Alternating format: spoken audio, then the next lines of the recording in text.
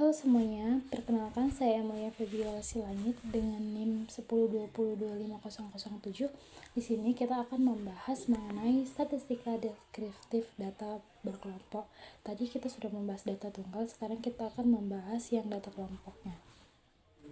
Jadi langsung aja kita masuk teman-teman ke statistika deskriptif. Jadi statistika adalah ilmu yang mempelajari tentang pengumpulan data, analisis data, dan interpretasi hasil analisis serta mempergunakannya untuk peramalan.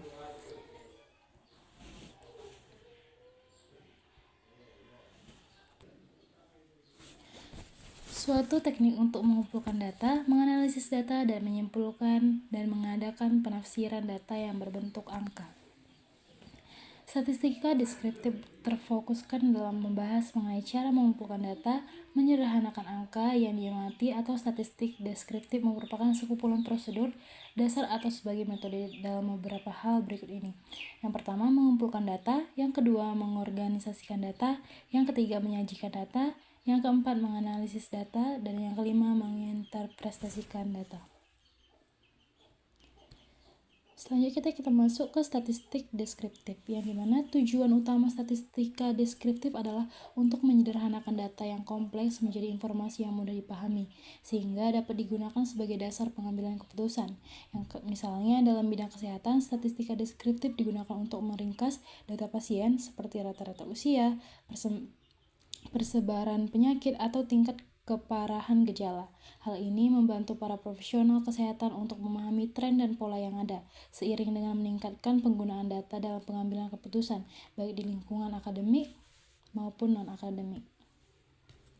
Selanjutnya kita masuk ke perhitungan data berkelompok. Data berkelompok adalah data yang sudah tersusun atau dikelompokkan ke dalam kelas-kelas interval.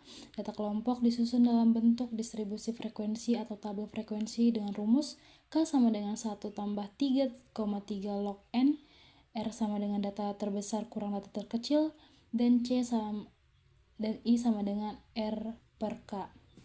Yang dimana ada pun keterangannya, K itu adalah kelas atau kategori di mana data dikelompokkan dengan dibatasi tepi nilai batas bawah dan batas atas. N jumlah data, R itu range atau jangkauan atau selisih nilai data terbesar dan data terkecil.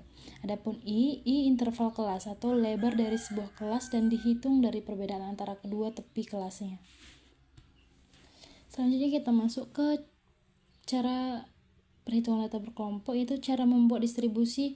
Ada 3 tahap cara membuat distribusi frekuensi, yaitu yang pertama menentukan jumlah kelas atau golongan, yang dimana K sama dengan 1 tambah 3,3 log N. K sama dengan kita ketahui dulu jumlah kelasnya, yaitu biasa disebut dengan N, lalu K sama dengan jumlah data. Baru kita masuk ke B, menentukan rentang kelas atau R, yaitu dengan cara data terbesar dikurangi data terkecil, dinotasikan dengan R sama dengan XN kurang XI, yang dimana XN itu data terbesar dan XI itu data terkecil. Cara yang ketiga, menentukan beda kelas atau interval, atau tadi kita bisa disebutkan dengan I, yaitu panjang kelas satu dengan kelas berikutnya, yaitu rumusnya itu I sama dengan R per K, atau range per rentang kelas, yang dimana I itu interval, K itu jumlah kelas. Yang D, memasukkan data pada masing-masing kelas atau per golong dengan menggunakan sistem tali. E, membuat tabel distribusi frekuensi. Jadi setelah kita mendapatkan semua hasil dari range, jumlah dari log, misal kita memakai log 30, jadi setelah kita mendapatkan semua jumlah datanya, baru kita bisa membuat tabel distribusi. Adapun contoh soalnya di sini kita buat hasil penelitian tentang pendapatan atau gaji bulanan dari 30 sampel pedagang kaki lima di kota Jakarta pada tahun 2005 sampai 2006, di mana dalam puluhan ribu rupiah. Sebagai berikut, berdasarkan data tersebut tentukan dalam bentuk distribusi frekuensi, yang dimana diketahui 30 siswa sebagai berikut, atau biasa kita sebut dengan 30 sampel. Langsung saja kita menjawabnya, yaitu yang pertama kita urutkan dulu datanya dari yang terkecil ke yang terbesar. Di sini kita sudah mengurutkan dari terkecil ke yang terbesar, di mana jumlah seluruh datanya ini tadi 30. Jadi N itu tadi kan jumlah data.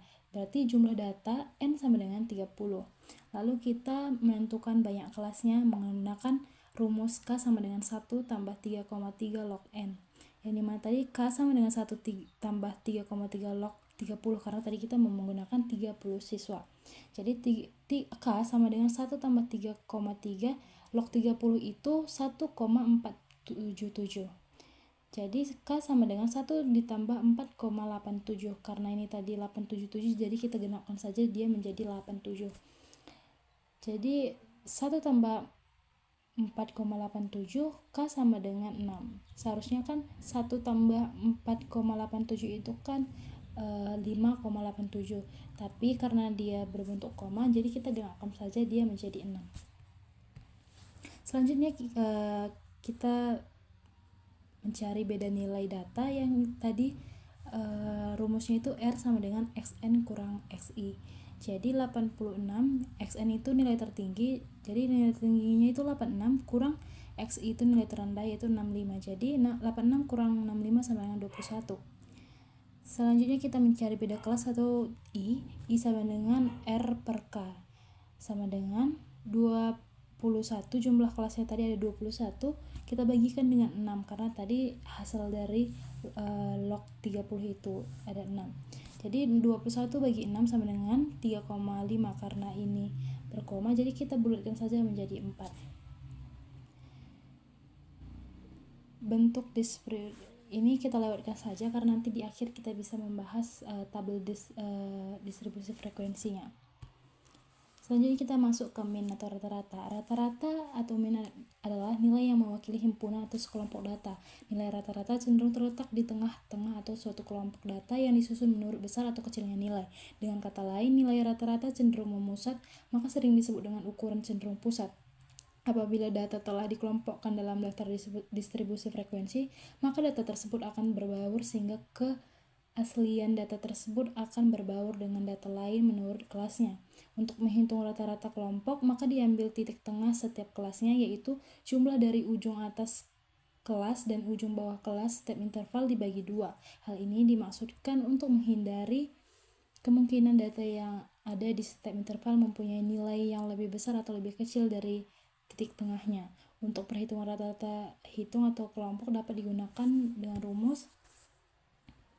Kita lihat rumusnya itu MD atau biasa kita sebut dengan median sama dengan TB tambah N per 2 kurang F per F kali I, yang dimana MD itu median, TB itu tepi bawah kelas median, N itu jumlah frekuensi atau jumlah data, N per 2 itu N2 itu untuk menentukan letak median, F itu frekuensi kumulatif sebelum kelas median, F ini F besar, dan F kecilnya itu frekuensi kelas median, dan I itu panjang interval kelas.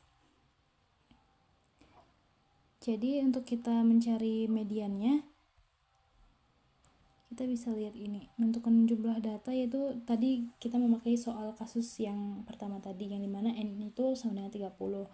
Kita menentukan proporsi mediannya yang dimana N per 2 sama dengan 30 bagi 2 sama dengan 15. Artinya cari data ke 15.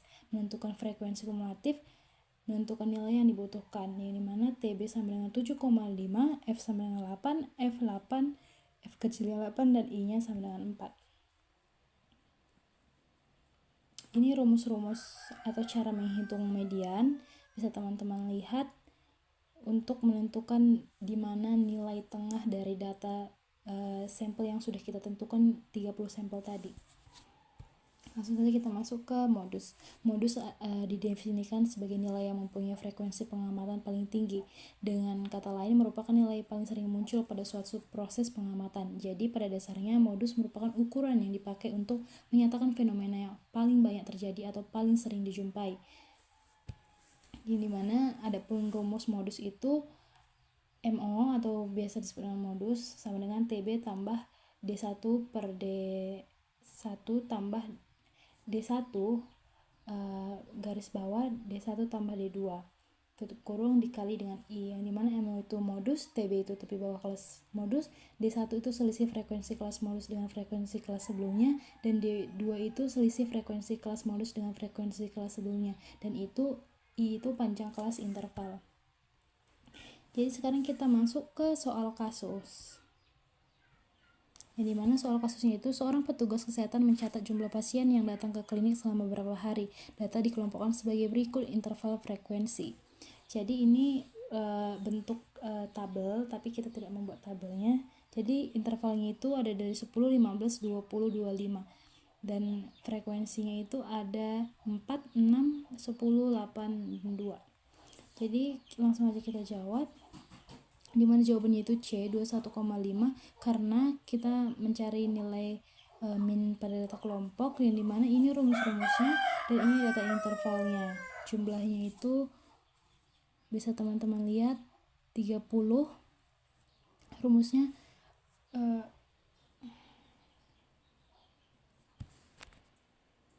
yang dimana hasil akhir dari jumlah data tersebut adalah 21,5. Selanjutnya soal kasus kedua, data berat badan pasien atau kilogram interval frekuensi. Kita bisa lihat intervalnya itu 40 sampai 44, frekuensinya itu 3. Jadi nilai yang di bawah itu adalah frekuensi ya teman-teman. Jadi langsung aja tentukan median dari data tersebut. Jadi langsung kita masuk ke pembahasannya. Jawabannya itu C 52,5, yang dimana rumus median itu ME sama dengan L ditambah N per 2 kurang F per F kecil dikali I. Jadi bisa kita hitung N sama dengan 3 tambah 5 tambah 12 tambah 10 tambah 5 sama dengan 35. Karena dia suruh kita mencari median dari nilai-nilai 3, 4, 12, 10, dan 5 nya ini. Jadi kita tambahkan dulu semuanya, yaitu hasilnya 35. Jadi N sama dengan 2 sama dengan 17,5. Selanjutnya kita menentukan frekuensi kumulatifnya. Kita buat tabel seperti ini. Teman-teman bisa lihat yang dimana ini frekuensi kumulatifnya ada 3, 8, 20, 30, dan 35. Lalu kita membuat kelas mediannya yang dimana 50 kurang 54, L itu 4,9, F besar 8, F kecil 12, dan I-nya sama dengan 5. Jadi jalannya bisa teman-teman lihat di sini dengan rumus median yang sudah kita bahas tadi. Jadi untuk hasil akhirnya itu 52,5. Dari hasil L itu 49,5 kita tambahkan dengan 3,96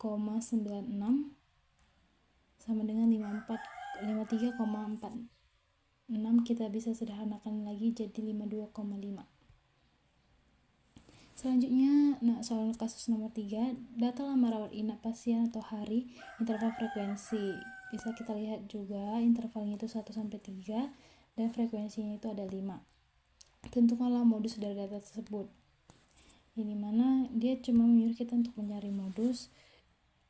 Rumus modus tadi MO sama dengan L tambah D1 per D1 tambah D2 dikali I.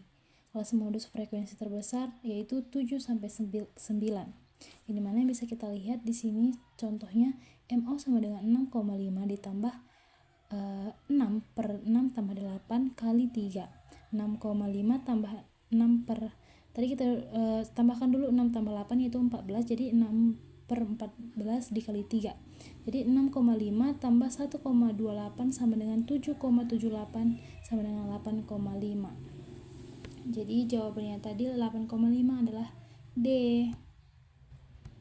Baik teman-teman, sekian pembahasan kita mengenai statistika deskriptif data berkelompok. Semoga bermanfaat untuk teman-teman semuanya. Maaf jika ada kata yang kurang tepat atau kurang jelas untuk saya sampaikan untuk kita tonton semuanya. Sekian dan terima kasih.